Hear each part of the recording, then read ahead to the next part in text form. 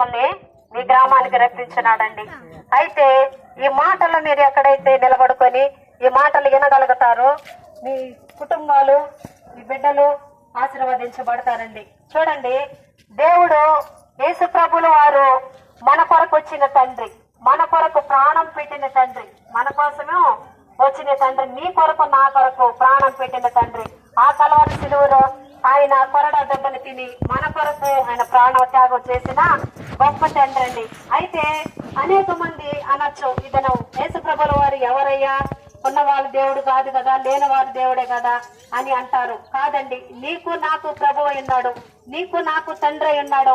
చూడండి, దేవుడు ఏం చెప్తున్నాడంటే ఆయన పరలోక రాజ్యానికి చేరడానికి మార్గము సత్యము జీవము నేనై ఉన్నాను, నా ద్వారానే తప్ప తండ్రి అద్దెకి చేరడానికి అవకాశము లేదు అని దేవుడు వాక్యం సెలవిస్తున్నది. ఎందుకయ్యా అంటే చూడండి, ఒక ప్రయాణం మనం